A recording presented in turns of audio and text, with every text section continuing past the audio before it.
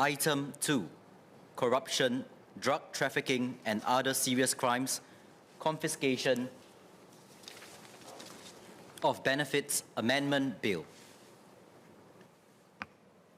The Second Minister for Home Affairs.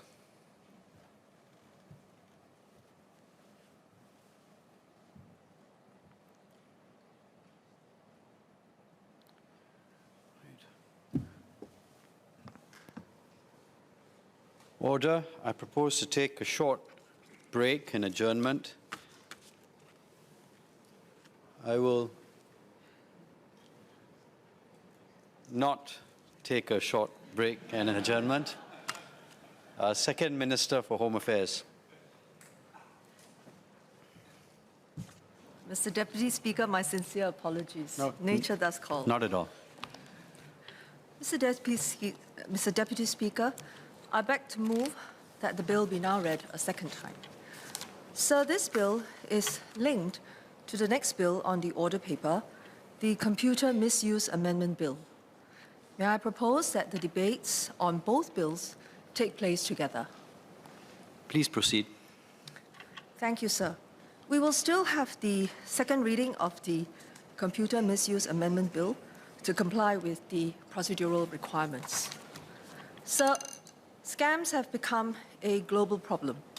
Scammers lurk in every corner, and victims are often caught unawares.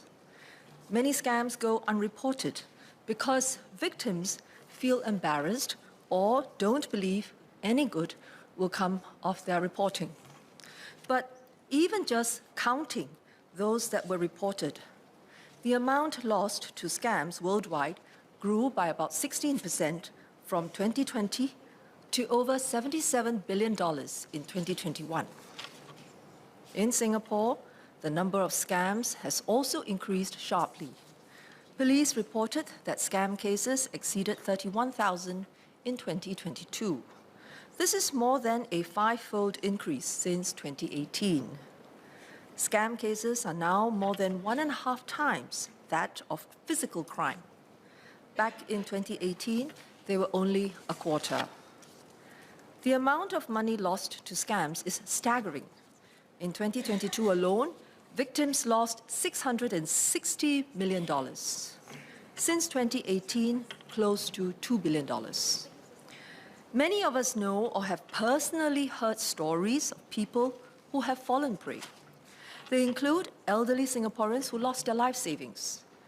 Younger Singaporeans are not immune. In fact, more than half of scam victims in 2022 were aged 20 to 39. Victims often lose more than money. They lose peace of mind, a sense of well-being. Relations with family sometimes become very strained, and all of these things bring about great distress. Many scams in Singapore have an overseas nexus.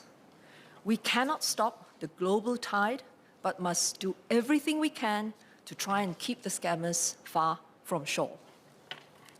The bills we are debating today are part of the government's multi-pronged strategy to fight scams. We have been educating the public so that they are aware of the signs of scam and know what actions they can take to protect themselves.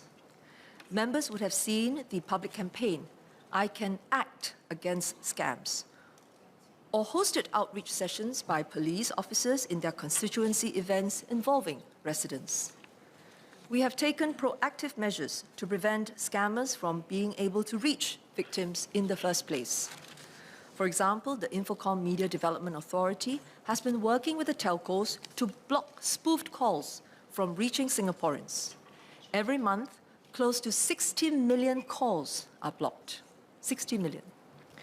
We launched the Scam Shield app in November 2020, which has been downloaded more than 550,000 times and filtered out more than 7.4 million SMSs that are suspected to be part of a scam. Earlier this sitting, we tabled the Online Criminal Harms Bill. Among other things, the Online Criminal Harms Bill will help to stop potential scams from taking place or as soon as they are detected. We have also made it easier to detect and report scams and follow up with partners. The police set up the Anti-Scam Command in 2022 to consolidate expertise and resources in combating scams. Staff from the major banks are co-located with police so that all parties can quickly act together to freeze scam-tainted accounts. With the help of our foreign partners, police brought down 13 scam syndicates in 2022. More than 70 persons based overseas were arrested. The bills we are proposing today will add to our suite of anti-scam measures outlined above. We propose to empower the authorities to deal more effectively with money mules and to prevent the abuse of Singpass for scam operations. First, let me explain the role of money mules.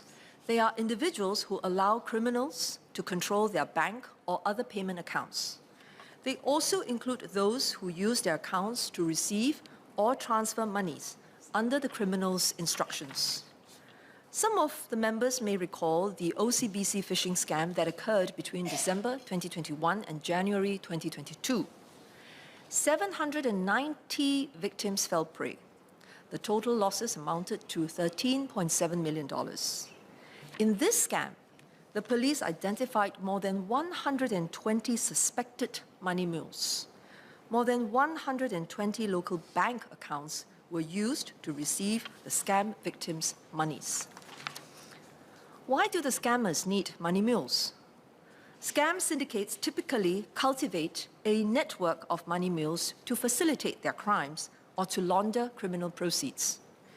The money mules' bank accounts form a web of multiple accounts. Scammed monies can be split into different denominations and transferred through these accounts. This process is repeated many times over so that the monies go through multiple layers of bank accounts before being transferred out of Singapore into the hands of the syndicate. This tactic of layering is designed to make it difficult for the authorities to follow the money trail and to get to the perpetrators. Between 20 and 2022, scammers exploited more than 38,000 bank accounts to launder their proceeds from local victims. 38,000. Over the same period, more than 19,000 money mules were investigated by the police. One big problem for the police is that with electronic transactions, all these actions that I described earlier happen very quickly, often in a matter of hours. Another problem is that when interviewed by the police, most of the money mules claimed they did not know that they were handling illegal funds. They claimed not to have known the identity of the person who instructed them, nor the identity of the bank account holders whom they were receiving funds from or transferring funds to. Many agreed to facilitate these money transfers because they were paid to do so. They claimed that they did not think that they were doing anything illegal and did not know they were dealing with criminal proceeds. The fact is, however, that their actions caused great harm to scam victims whose monies have been moved beyond reach, beyond our ability to recover.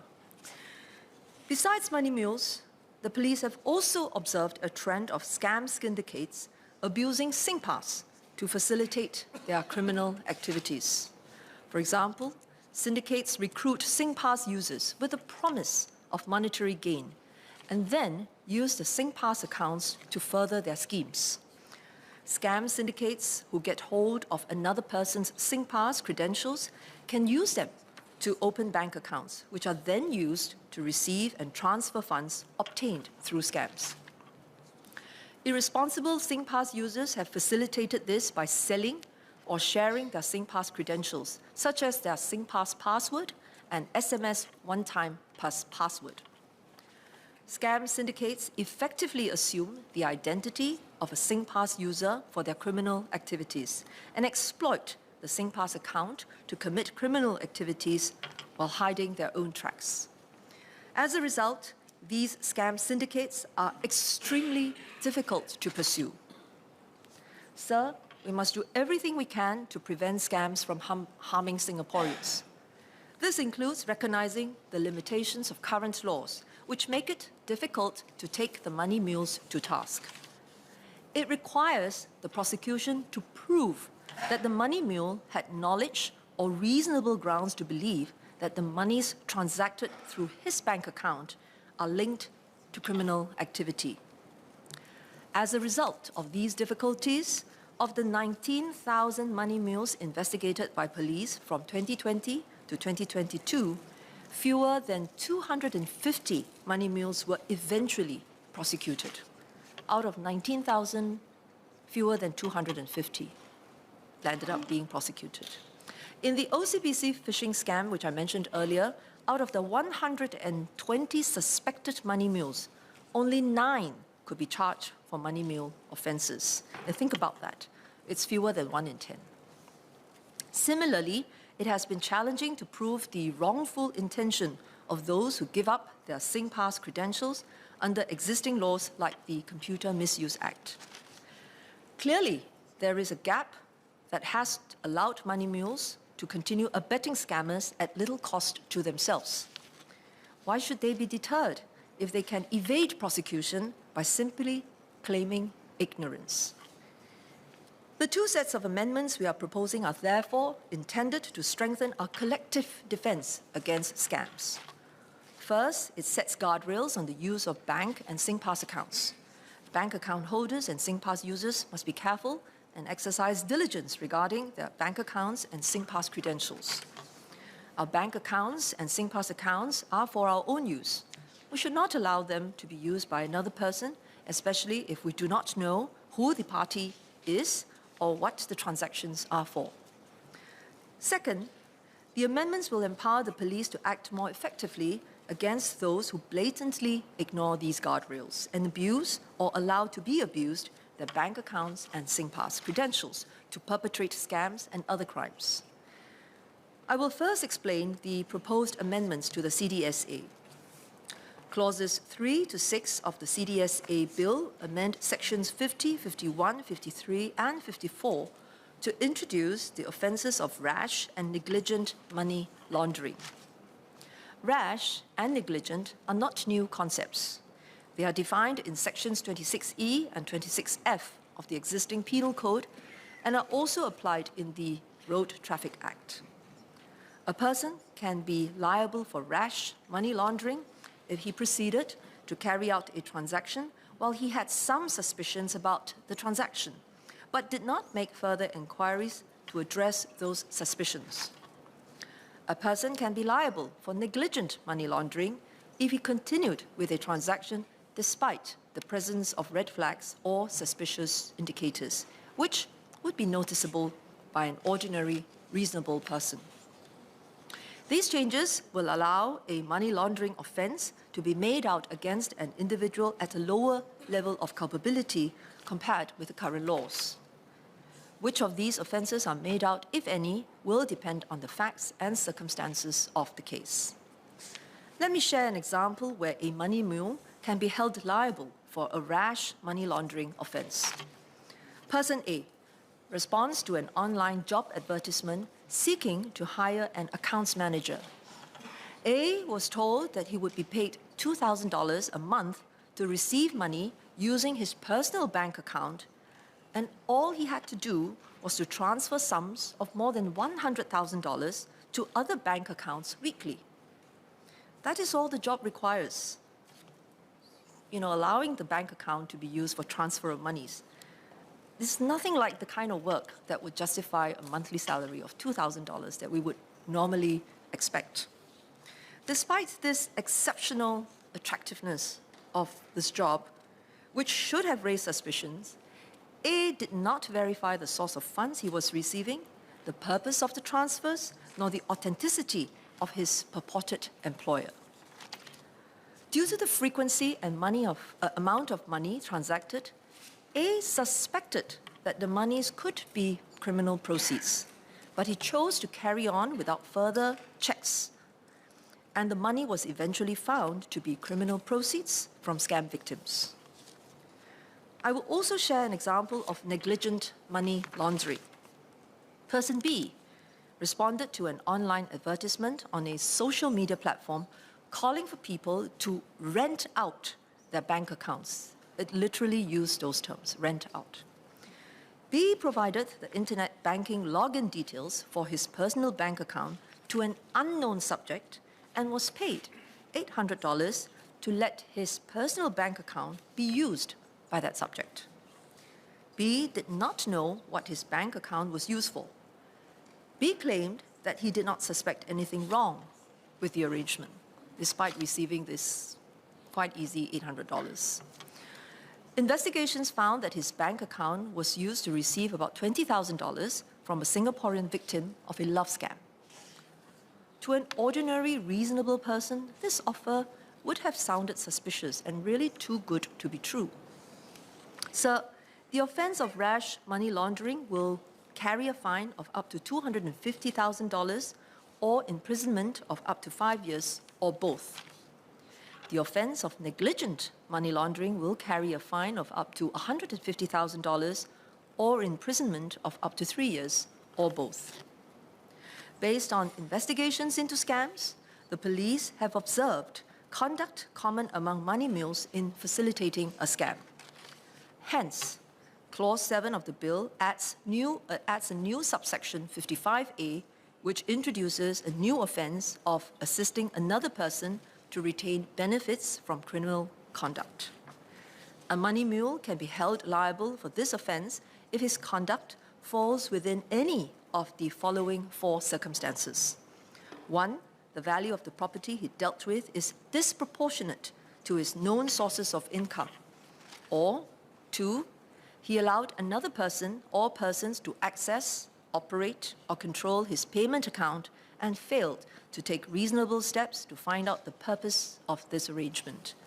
Or 3, he received or transferred money using his payment account and failed to take reasonable steps to find out the source or destination of the money.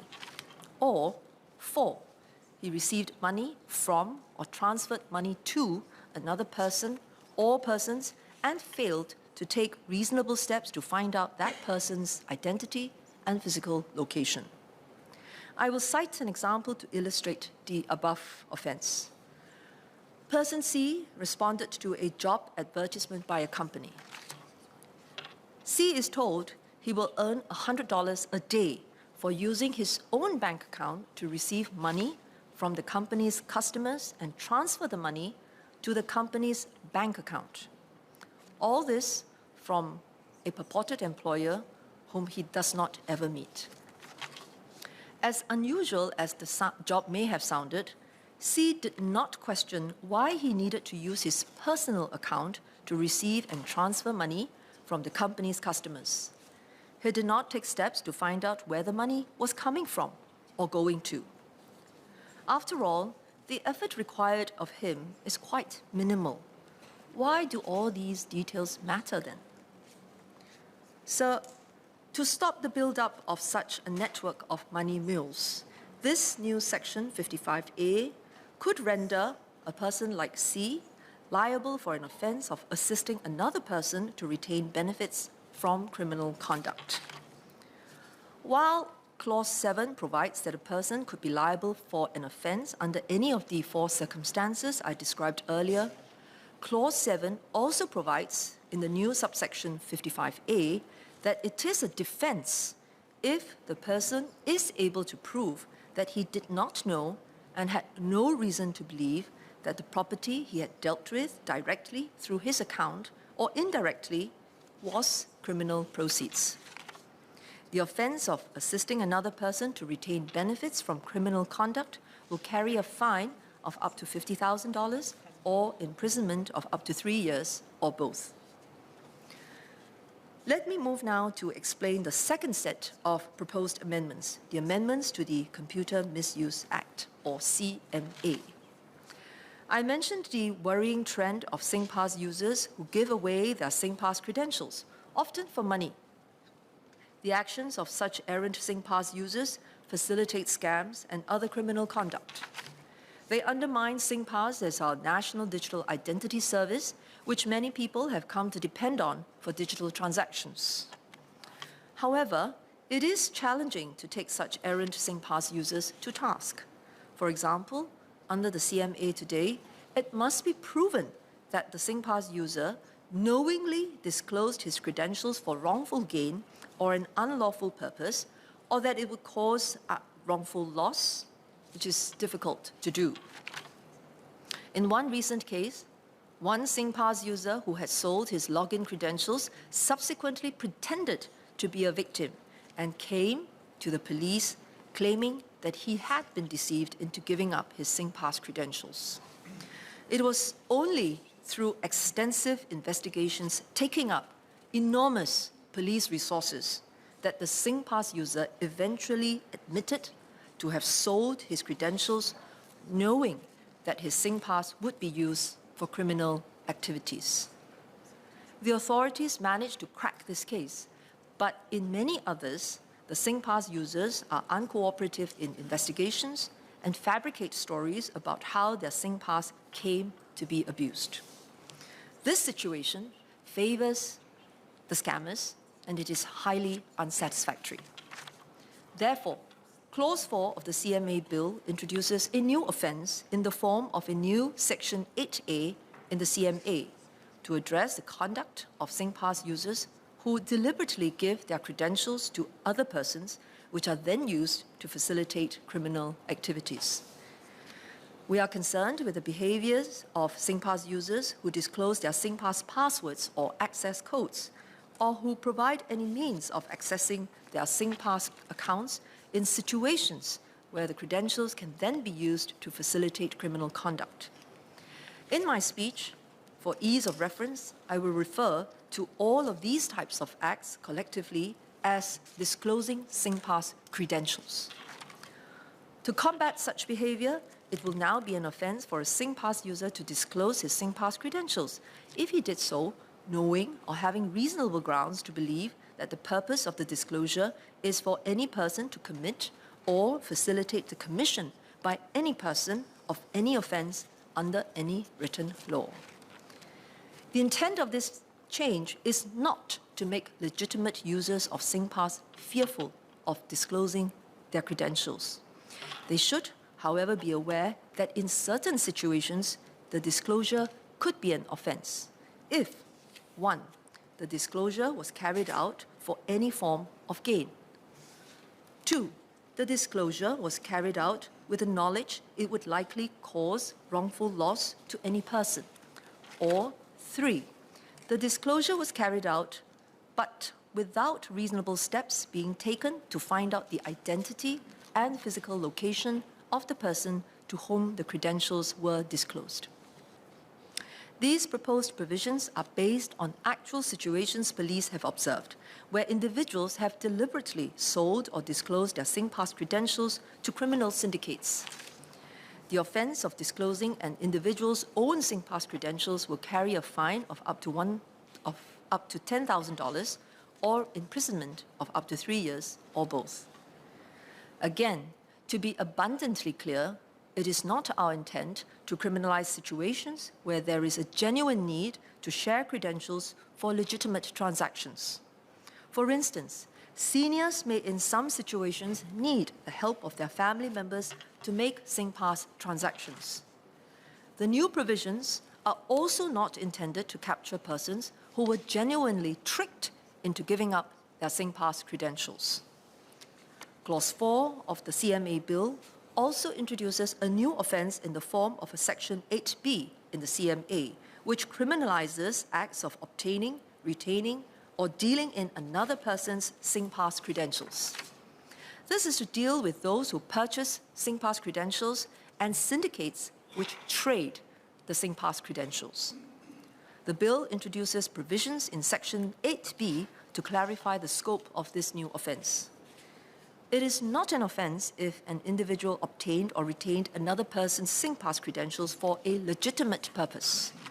It is also not an offence if an individual supplied, offered to supply, transmitted, or made available the Singpass credentials of another person for a legitimate purpose, and the individual did not know or have reason to believe that those credentials will be or is likely to be used to commit an offence. The offence of obtaining or dealing in Singpass credentials will carry a fine of up to $10,000 or imprisonment of up to 3 years, or both, for a first offence. For a second or subsequent offence, the penalty will be a fine of up to $20,000 or imprisonment of up to 5 years, or both. In addition, Clause 5 amends the Section 13 of the CMA so that the 2 new offences will apply, and our courts will have jurisdiction over the offences even if they are committed outside of Singapore. The nature of scam syndicates is that they operate mostly from overseas. Regardless of where these offences are committed, it is critical for us to prevent conduct that amounts to an abuse of Singpass to facilitate scams and other criminal activities, and to protect Singpass as Singapore's national digital identity service. Mr. Deputy Speaker, these 2 bills are necessary to strengthen our collective defence against scams. They seek to disrupt the operations of criminals preying on Singaporeans by acting as guardrails for the use of payment accounts and Singpass credentials, and allowing police to better act against money mules and those who abuse Singpass to perpetrate scams and other crimes. Sir, I beg to move.